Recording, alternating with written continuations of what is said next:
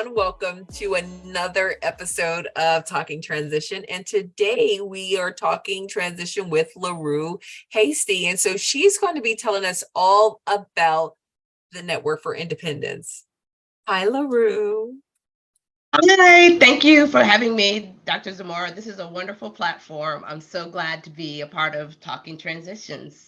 Thank you so much. Well, tell us about the Network for Independence. What is that all about, and how did you get started with that? The Network for Independence, it is a 501c3 in Atlanta, Georgia, and we work with families in need and individuals in special population, like individuals on the spectrum, and we help them in all sorts of ways, connecting them to the community with resources, whether it's family resources, as well as working with our young adults with connecting to work and independent living. And one of my areas of expertise that I've spent a lot of time working with young people as they're transitioning out of high school and into that independent living, into the work-life balance. And that's been one of the areas that I've really enjoyed. And so the Network for Independence, I began this mission when I was working as a caseworker, and a large majority of the individuals I work with have autism or other intellectual developmental disabilities. And I worked with families, helping them get respite services, and most of the individuals that I work with were under the age of 18. And I saw a lot of families struggling and in need of support and not knowing where to go get those supports and resources. Yeah. And that's where I started this mission, especially helping those families that were disenfranchised, low income families, rural families, families that have just kind of been disconnected from the system. And so I just began developing resources and helping those families connect to resources. And then the other hat that I put on is supported employment, helping those young people as they transition out of high school, find supported work or get into activities to help them with their young adult life. Yeah, no, that is awesome. So how long have you been doing this? So let's see. I got my master's in occupational therapy in 2005, and I really enjoyed my supported employment internship. You know, I did everything from inpatient psychiatric care, but supported employment and the school system really spoke to me because I saw a lot of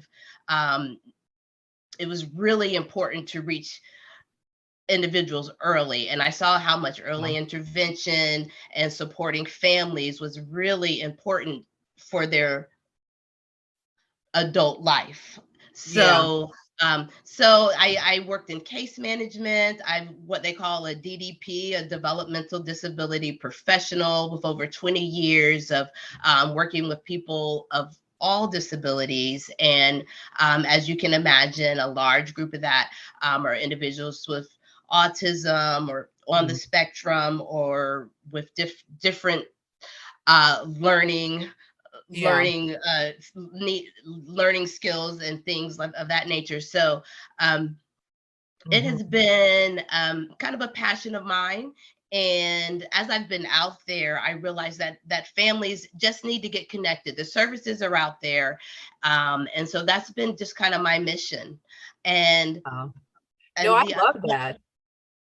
I love that so much. And thank you for your service. You know, I know we normally say that to our military people, our first responders, our firefighters, things like that. But you know, what you're doing is a real service to the community. So thank you for that. So you said, so what is supported employment? So for people who may not know exactly what supported employment is, what is that, and how how does one, I would say, find that? Because I know you're in the state of Georgia, but you support and, give resources throughout the US. So what is that? Absolutely. And so supported work, and that's a term that's can be used interchangeably. Supported employment, just helping individuals who need support at work. Usually, it is someone in the disability community, and it's everything that you would do to find a job. Prep Mm. for your job interview, have your job skills, identify, your skills, your interests, your talents, and then find a good job match. And Wow. that's also finding, something you're interested in doing, and then a good employment situation. So, and then as when you're on the job, you usually have something called a job coach, Mm. or someone that comes and helps you develop the skills, practice those skills, maintain on the job. And the goal of supported employment is for the individual to become independent on the job, Mhm. and to just maintain that job. And if you look at supported employment statistics, individuals with disabilities, individuals with autism often are your best employees. They stay the longest, Yeah.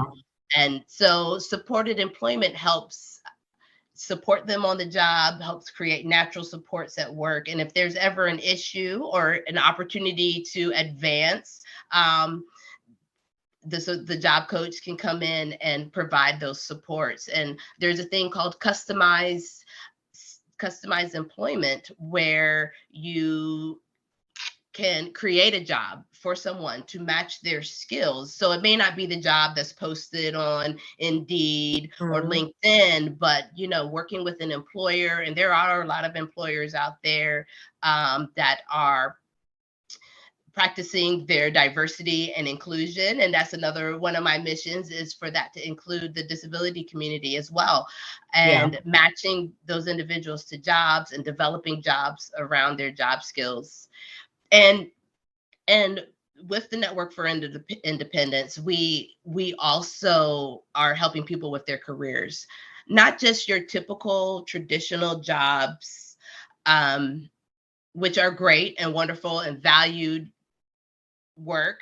But there are a lot of individuals, as we all know, the autism spectrum is very wide. I always say that I feel like we are all on the spectrum a little bit, and we all need support at work and life. So Yeah, there no, are I'm listening to this supported employment, and I'm just like, I could have used that in multiple jobs throughout my career. So I'm absolutely. yeah. And every state, like you said, I am in Georgia, but I have helped people, outside of Georgia find those resources. And every state has a vocational rehabilitation program. Mm. There's state funded programs, and so that's my goal, is to connect people to those resources. They're out there. We also um, provide them.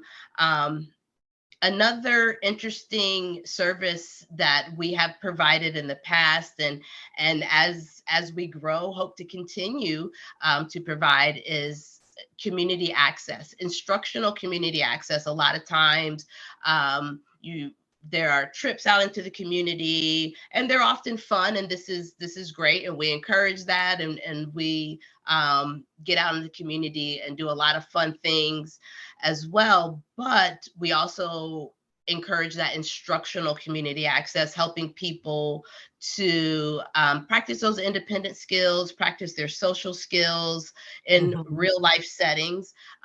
We've had individuals learn how to ride our public transportation system, going to the grocery store, shopping, and helping them in their independent life. So those are some of the things that we've done in the community. Mhm.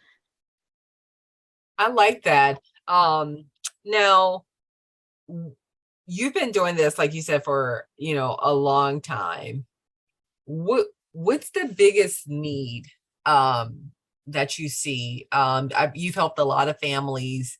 So when you see teens, young adults transitioning, what's one of the biggest things that you feel that they're lacking, that they like, something that you're constantly probably seeing where are do you feel that they are as prepared as they should be to get out in the real world, or what do you feel that's needed, and how can parents, because we're in a summer now, we'll be going back to school soon, how can parents begin to sort of, prepare and get their child ready? What are some best practices or things like that that we should be looking for, or looking to do rather?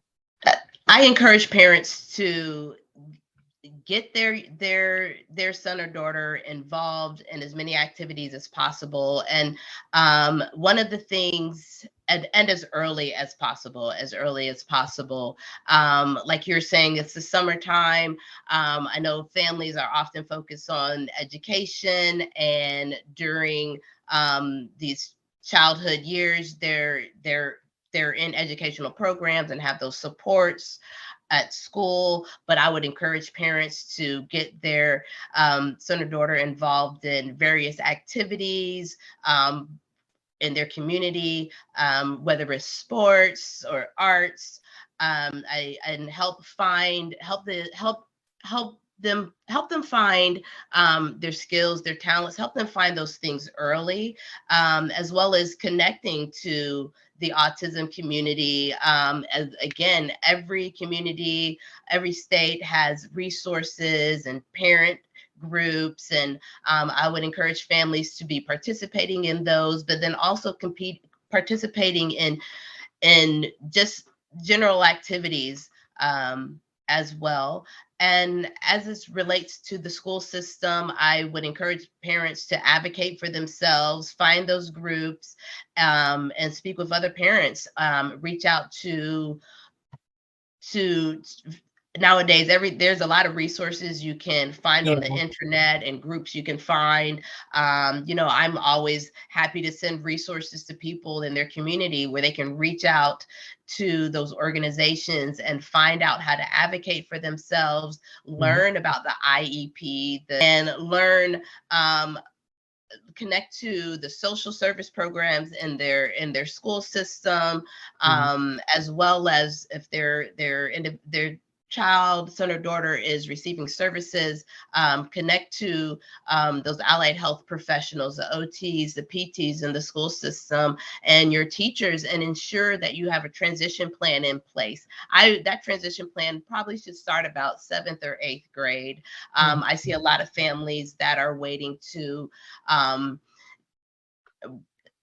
the very last year or so that their student Yeah. has before they begin looking for a transition plan. And often I'm seeing young adults who have graduated, they have aged out of the system, and their parents are just out looking for resources. So Really? yes, so that is one thing I encourage parents, find out what the waiver programs are, what are the state funded programs, what are the nonprofit programs in your area, and get connected. A lot of states like Georgia have an application waiting list for the waivers here in Georgia, but Mhm. I encourage parents to get on the waiting list as soon as possible. Even if you feel you may not need those services, I encourage families down the road, because if you may not need housing, you may get supported employment support. You may be able to get community access support, or if your son or daughter may need day program or other adult services after high school, those supports sh- should be in place as soon as possible. Mm, that's great, great, great points. So I think, and I also asked, what's the biggest need that you're seeing? So other than early intervention, or their early engagement, getting a transition plan in place early, are there any skills? You said get involved in sports. And I think sports kind of teaches teamwork, getting along with others. You get a few leadership skills, I think, out of it. But what about like those executive function skills? How can parents best sort of get their child ready to start learning some of those skills, because those are so essential to the person when they're on the job. And so Absolutely. how do you really begin preparing for that, while you're in high school? Because you're just trying to like really, like, make it through the day to day, make sure they get up on time, get breakfast, get out the door, get on the bus. So how do you, what advice can you give to parents that are like, look, I'm just trying to make it through the day. Like, so how can you, Right. building those skills? I Everything is a teachable moment. Everything we can learn at every aspect during the day. Um, so I and this is with all children. I have a daughter as well who has some sensory needs and some other support needs. So I myself as a parent Mhm. who have to learn how to communicate with my child and have a bit of patience. And I one thing that I've always heard, I think is again, is that consistency and routine is very valuable. And again, this is me talking to myself. But I do think that, a lot of things that we apply to children who have these special needs or need additional support in their day-to-day lives, I think we kind of would apply to all of our children. And I Yeah. think that's very important for parents to um, build those independent skills as early as possible and start teaching their child just as they would, and have those expectations just as they would for a child who is typically developing.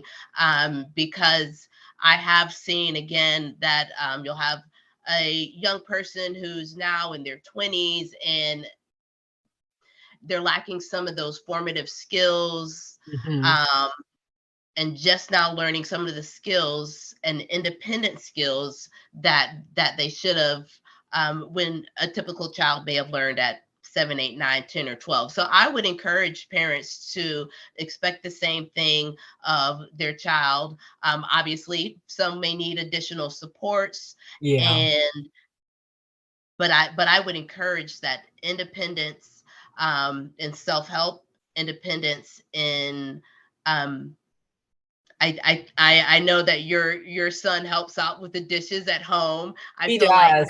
you have to encourage all those chores for Yeah. so so those are the things that I would encourage parents to just try to encourage all the normal activities, normal participation, Yeah. and normal inclusion in all of those aspects of your life, community, at home, whatever you expect of your other child. Let's expect it of our child that does have these support needs, knowing we'll need to step in a little bit and or maybe give them those supports along the way. Yeah, no, I love that you said that. Setting those same expectations, because it was hard for me. We had that conversation. And And me sometimes as well. the Yes. fear, my I fear, or wanting to sort of baby a little bit more. But you know what, you really can't do that. And like you said, step in and support where they need, but have the same expectations of them. And he does. So in addition to dishes, he's learning how to mop now. He's my new little. Oh, So yeah, he's learning to swab the dick. So Absolutely. And these are the skills that are valuable in your work life and in your right, independent life, because life skills, right? Yeah, those because life someone has to absolutely. mop that floor. Yeah, so he's full bathroom duty now, everything. So it's not just counted anymore. He's graduated. I'm proud. No. That's very good. That's very good. And it is hard for parents, moms, I mean, myself as Mhm. well, to let go, and we just have to support our children in their learning, and know that it may not always be perfect, but we just, Yeah, I feel like that exposure is the best thing we can do. And it's there's a thing, exposure therapy. So I just encourage parents to just expose our children to as many different things as possible. um, yeah, the things that they're going to encounter in the real yeah. life when they graduate, whether they're living independently, or if they're working independently. Just go ahead and just begin that exposure as early as possible. No, yeah. So what are your thoughts on trade schools? Because we always talk about college or job, and I feel like trade schools are sort of left out of the conversation sometimes. So what are your thoughts on trade schools? I'm so glad you brought that up, and I'm encouraging that. In fact, my daughter is about to graduate high school, and I have left it open for her, and looking at different programs. And I would encourage all young people um, to look at all of the opportunities, Mhm. trade schools or certificate programs, or non-traditional post-secondary opportunities. Yeah, Um, Growing up, I think we just knew you go to the military, you go to school. yeah, And I think there's a lot of other opportunities and a lot of programs, Job Corps, the Goodwill training programs. There's a wealth of programs out there that I hope young people would consider. And especially for individuals um, with autism, that may be a good route versus a 4-year learning or a traditional learning model. I know a lot of programs now have programs that support individuals with disabilities, and have post-secondary learning programs for young adults with disabilities. So there's a wealth of opportunities, uh, and I encourage all young people to explore them. Nowadays, technology and uh, the new industries that are coming in media and graphic design and mm, computers, mhm. and all of these hosts of things out there that don't require a 4-year degree, as well as like you said, trade schools, the traditional Yeah. trade schools. Those jobs are very valuable, and I know individuals can make a very good learning just going and developing a trade. Yeah, and a lot of the trades, and a lot of the professions, like you said, you mentioned technology, but um, people on the spectrum tend to do really well in those professions. And so I don't know if a lot of these programs are autism friendly, because I haven't done a lot of research on it yet.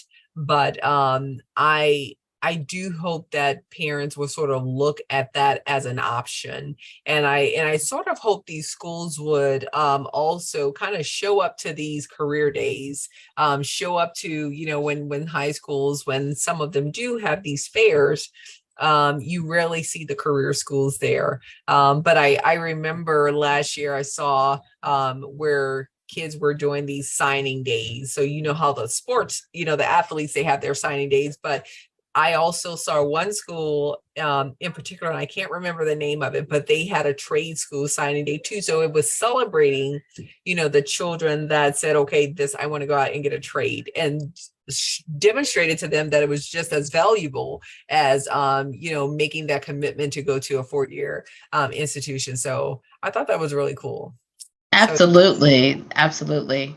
I'm glad. I think, especially with a lot of the conversations around student debt, I feel like a lot of other learning opportunities are going to be more acceptable, and people are going to start embracing those opportunities. And as I have been looking, even for my daughter and for Mhm. others, a lot of schools um, have accommodations. A lot of schools Yeah, offer support programs and have counseling and other support resources. So I feel like young people with disabilities and young people with autism are being embraced more, and yeah. the public is more aware. And it's platforms like this that I think that are just making people more and more aware um, Mhm. of of of autism in general, and inclusion, and how important inclusion is for all of us. Yeah, no, I love that. So what's next for the Network for Independence? Do you normally host events, or how can people connect with you? Answer. Well, so our main mission right now is connecting families to resources. In August, we always sponsor one family. In the past, we've helped families move and helped them purchase furniture. We've purchased medical equipment for individuals. Um, Wow, but yeah, yes, and so awesome. this year we are hoping to just sponsor a few families again, purchasing medical equipment, and we are a very small 501c3, and all of our work is done by a few dedicated individuals who are passionate about supporting families and working with people with disabilities. And one of our slogans is "I am your neighbor," and we do have a few T-shirts for sale, and that's one way we raise a few dollars. And also want to just share a mission of love.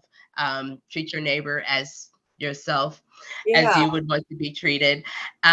So that's part of our Blue Door community apparel, and we encourage individuals to send us their designs, and we'll put it on a T-shirt, and we'll help you sell your T-shirt. So um, we, like I said, we're just a small nonprofit, and we're looking to just help individuals but I as I have a so. good I have a good idea though. I'm And thinking that if you would, you know, that this will be a great fundraiser, something for some special needs group, or a community autism group to sort of connect with you, to get their designs on a shirt and do something, because you've already had that, established platform. So if someone wanted to get in touch with you, what's the best way for them to get in touch with you?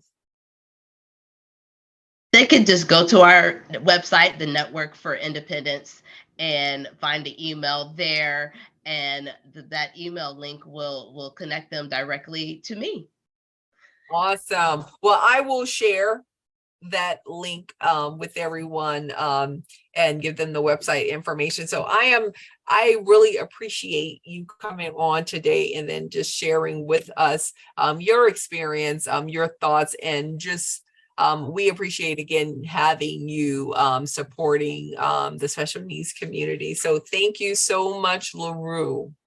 Thank you, Dr. Zamora. This is a wonderful platform. I'm so happy to be a part of Talking Transitions. Thank you so much for having me today. Thank you.